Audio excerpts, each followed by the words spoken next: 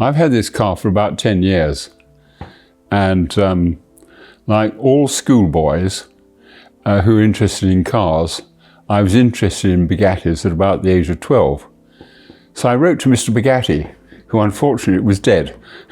But I got a long history of Bugatti from them, all in French, of course, and I've been an enthusiast ever since.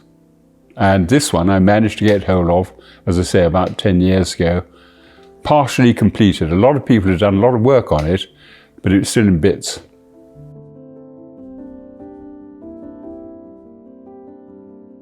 No, it wasn't, but it was available. And the Type 46 is a popular touring car, and I think it's a delightful car.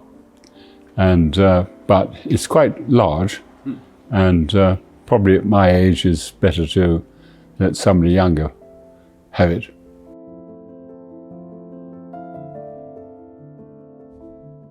No, what I find fascinating about all Bugattis is that really the design didn't change radically. And if you look at the pictures of the front of this car, basically all look the same. And it was a brilliant design. And it worked, and the handling is excellent. The performance of this car is quite exceptional. You can go from a very small speed, say 15 miles an hour, theoretically up to about 90 miles an hour in top gear. So the flexibility is enormous. And so it's an attractive model of Bugatti. And having said that, you've said everything.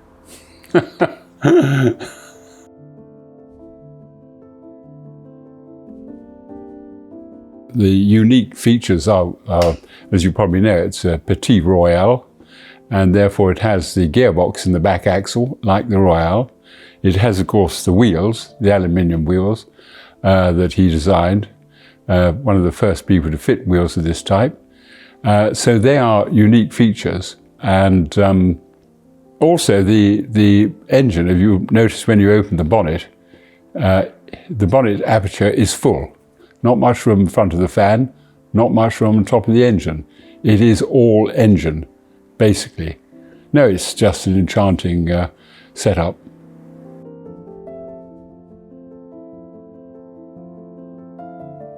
No, I'm not a professional restorer, but I do believe that vintage cars should be usable on the road.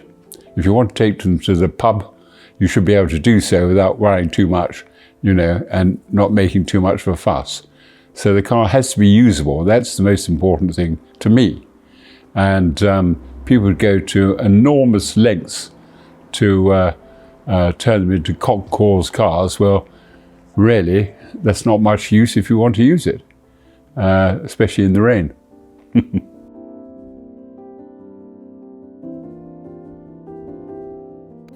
I have assembled it, and for example, the electrics on this car are all scintilla, and so I've tried to ensure that all the controls are scintilla. The ignition system is obviously scintilla, so the headlights, and that's really, I think, an important thing. Again,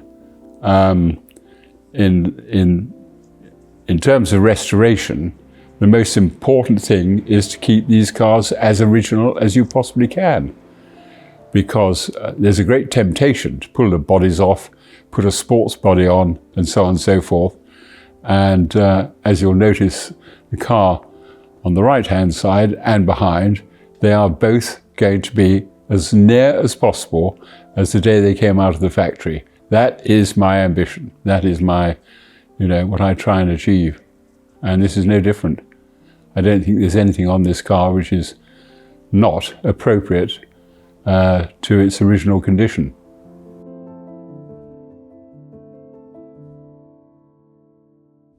Not really, just to enjoy it, use it.